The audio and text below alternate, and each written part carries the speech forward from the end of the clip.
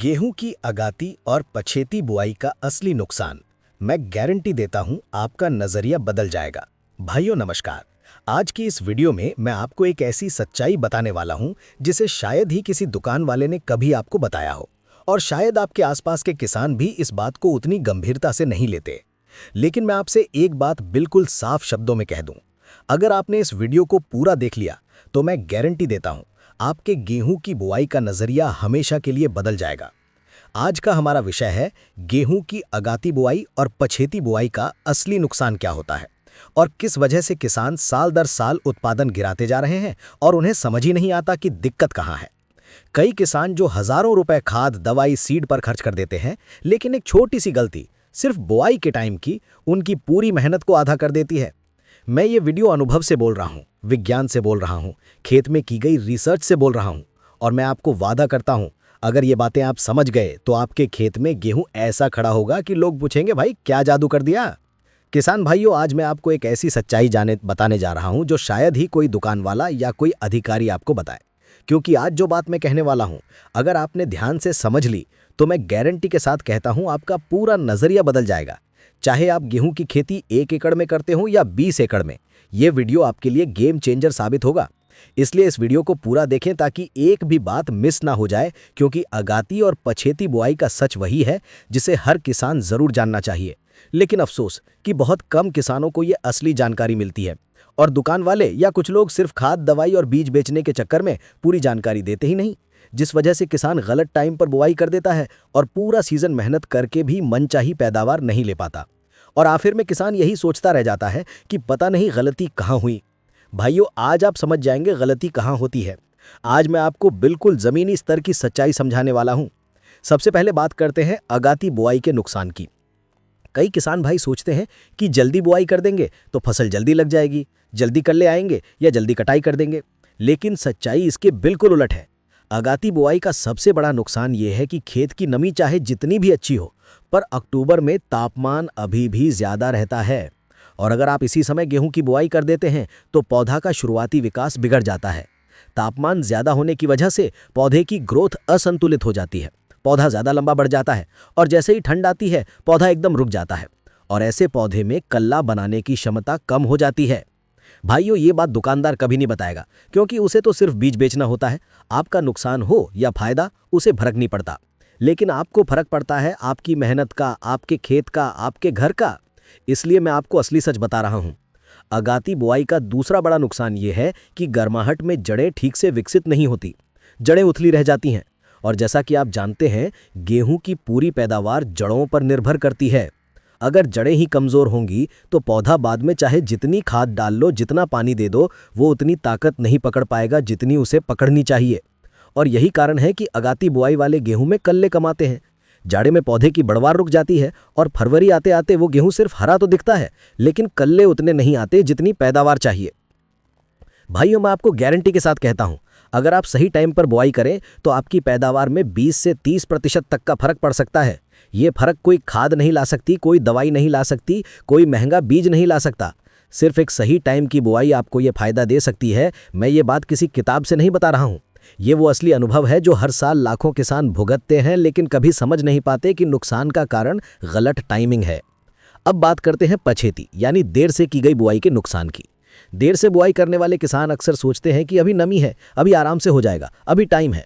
लेकिन भाइयों, ये आराम बाद में महंगा पड़ता है, क्योंकि देर से की गई बुआई में तापमान ठंड की वजह से शुरू में पौधा धीमा बढ़ता है, और फिर फरवरी आते ही एकदम गर्मी शुरू होने लगती है। इस वजह से पौधे को कल्ले बनाने का सही समय ही नहीं मिलता। आप जानते हैं गेहूं का असली खेल क्या है? कल्ले जितने ज्यादा उतनी ज्यादा बालियां, और जितनी ज्यादा बालियां उतने ज्यादा दाने। लेकिन देर से बुआई की हुई फसल में पौधों को कल्ले बनाने का समय बहुत कम मिलता है, और यही सबसे बड़ा नुकसान है। देर से बुआई की गई गेहूं सीधे बाल बनाना शुरू कर देती है, यानी वो कल्ले बनाना छोड़ देती है। और भैया, जब कल्ले ही नहीं आएंगे तो पैदावार कहाँ से आएगी? ऐसे खेतों में किसानों को बाद में पछताना पड़ता है कि यार हमने इतना खर्चा किया, खाद डाली, पानी दिया, दवा डाली, फिर भी गेहूं ने पैदावार नहीं दी। तो इसका कारण सिर्फ और सिर्फ पछेटी बुआई है। और मैं आपको ये भी बता दूं कि देर से बुआई की गई गेहूं में रोग लगने की संभावना बहुत ज़्यादा होती है, जैसे झुलसा रोग, पीला रतुआ वगैरह, क्योंकि देर से किए गए पौधे कमज़ोर होते हैं, और कमज़ोर पौधों पर बीमारी जल्दी चढ़ जाती है। फिर किसान दवाइयाँ डालता रहता है, लेकिन फ़ायदा उतना नहीं मिलता जितना मिलना चाहिए। भाइयों, बस यही वो ज्ञान है जो आपको कोई दुकान वाला नहीं बताएगा, लेकिन मैं आपको पूरी ईमानदारी से बता रहा हूँ, क्योंकि मेरा मकसद आपका फ़ायदा है, आपका नुकसान नहीं। अब समझो असली बात। बुआई का सही समय क्या होना चाहिए ताकि ना तो वो अगाती हो और ना पचेटी, बल्कि बिल्कुल सही वैज्ञानिक और व्यावहारिक टाइम हो। वो टाइम है आपके इलाके की ठंड के हिसाब से, लेकिन सामान्य तौर पर 10 नवंबर से 25 नवंबर तक की गई बुआई सर्वश्रेष्ठ मानी जाती है। इस टाइम पर तापमान भी सही होता है, नमी भी संतुलित रहती है और पौधा न ज़्यादा गर्मी में और न ज़्यादा ठंड में फंसता है। इस समय की गई बुआई में पौधा तुरंत जड़ें बनाता है, फिर कल्ले बनाता है और फरवरी आते आते इतने मजबूत हो जाता है कि तापमान बढ़ने से उसकी ग्रोथ पर कोई असर नहीं पड़ता। भैया, मैं गारंटी के साथ कहता हूँ, अगर आपने गेहूं की बुआई इस सही टाइम पर कर दी तो आपका पूरा नज़रिया बदल जाएगा। आपको खुद दिखेगा फ़र्क। आपकी गेहूं की जड़ें गहरी होंगी, कल्ले घने और ज़्यादा होंगे, बालियां मोटी होंगी, दाने भरे हुए होंगे और पैदावार आपके इलाके में सबसे ज़्यादा होगी। आपने देखा होगा, कुछ किसानों की गेहूं हर साल शानदार आती है और कुछ किसानों की कम आती है। इसका कारण ये नहीं कि खाद ज़्यादा या कम है, इसका सबसे बड़ा कारण सिर्फ एक है, सही टाइमिंग। और ये विज्ञान 90% किसान नहीं जानते, सिर्फ 10% किसान ही इसे समझते हैं, और वही किसान हर साल दूसरों से ज़्यादा पैदावार निकालते हैं। भाइयों, मैं आपको फिर से कहता हूँ, ये बात कोई दुकान वाला कभी नहीं बताएगा, क्योंकि उसे डर होता है कि अगर आप स्मार्ट बन गए तो वो आपको बेकार चीज़ें नहीं बेच पाएगा। लेकिन स्मार्ट किसान बनने के लिए आपको ये चीज़ें समझनी ज़रूरी हैं। इसलिए इस वीडियो को पूरा देखना और समझना बहुत ज़रूरी है। भाइयों, अब बात करते हैं एक और नुकसान की जो कम किसान जानते हैं। अगर आप अगाती या पचेटी बुआई करते हैं तो सिर्फ पैदावार ही कम नहीं होती, बल्कि खाद का पूरा फ़ायदा भी नहीं मिलता। जैसे यूरिया या डीएपी का फ़ायदा कम हो जाता है, क्योंकि पौधे की ज़रूरत उस समय अलग होती है और आप खाद डालते हैं दूसरे समय। इसलिए गेहूं कभी भी वो ताकत नहीं पकड़ती जो उसे पकड़नी चाहिए, और फिर आप सोचते रह जाते हैं कि हमने तो सब कुछ किया, फिर भी पैदावार क्यों नहीं आई। भाइयों, ये वही बात है जो मैं आपको बार बार कह रहा हूँ, टाइमिंग से बड़ा कोई फैक्टर नहीं है। दुनिया की सबसे अच्छी खाद भी गलत टाइम पर देने से बेकार हो जाती है, और दुनिया का सबसे साधारण बीज भी सही टाइम पर बोने से बेहतरीन पैदावार दे देता है। इसलिए टाइमिंग ही असल विज्ञान है। भाइयों, मेरी बात ध्यान से समझिए। अगर आप चाहते हैं कि गेहूं की पैदावार दोगुनी हो जाए, कल्ले ज़्यादा निकलें, दाने मोटे भरें, फसल चमकती रहे और आपका खेत सोना उगले, तो बस एक ही चीज़ याद रखिए, बुआई का सही समय। कभी भी अक्टूबर में अगाती ना करें और कभी भी दिसंबर में पचेटी ना करें। और यदि किसी कारण से देर हो जाए तो आपको उस हिसाब से बीज की मात्रा बढ़ानी होती है, लेकिन देर से बुआई में फिर भी नुकसान रहेगा। इसलिए हमेशा कोशिश करें कि बुआई का सही समय पकड़ें। और भाइयों, मैं दिल से कहता हूं, अगर आपने सिर्फ इस एक बात पर अमल कर लिया तो मैं गारंटी के साथ कहता हूं, आपका नज़रिया बदल जाएगा, आपकी फसल बदल जाएगी, आपकी पैदावार बदल जाएगी और आपकी कमाई भी बदल जाएगी।